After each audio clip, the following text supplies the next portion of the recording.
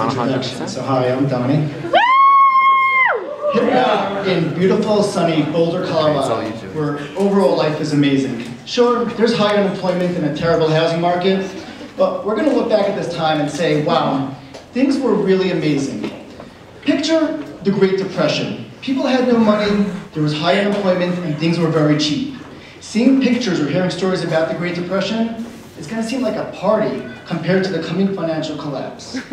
I'm sure we all heard from our grandmothers how they remember buying a loaf of bread or being able to ride the train for a nickel.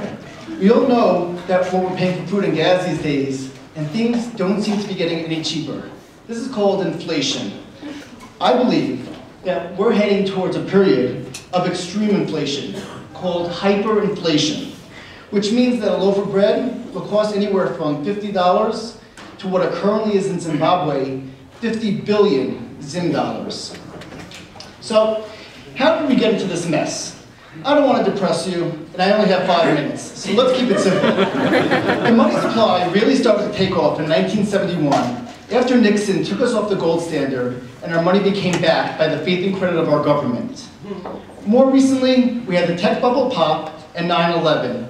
The Fed wanted to stimulate the economy, so they lowered interest rates. Boy, did they get things moving, just not where they wanted. And we had one of the biggest housing booms the world has ever seen.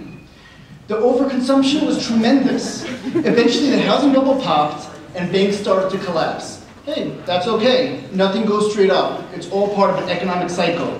After the party, there should be a hangover.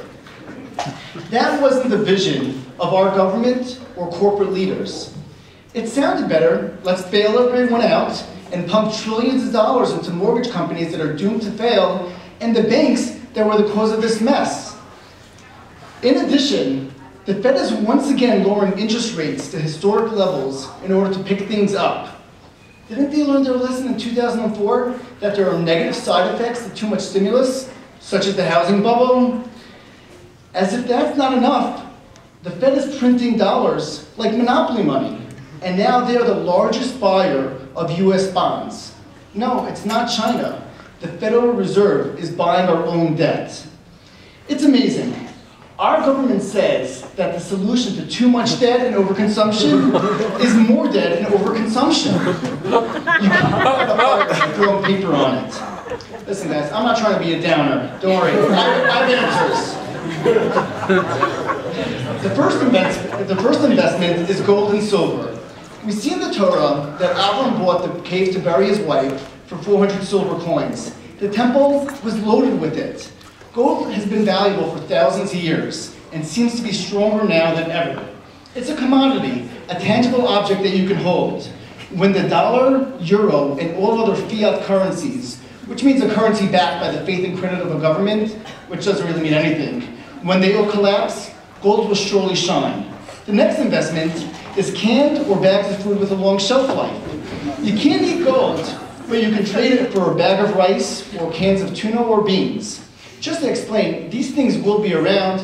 They're just going to cost a lot more dollars than they currently do as a result of hyperinflation.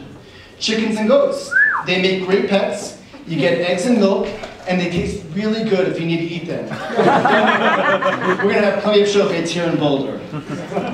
Being in Colorado, I have to mention guns. Not that you're going to be walking around like Rambo, but they are a commodity, they don't go bad, and you will need to protect your other 3 investments, your gold, food, and livestock.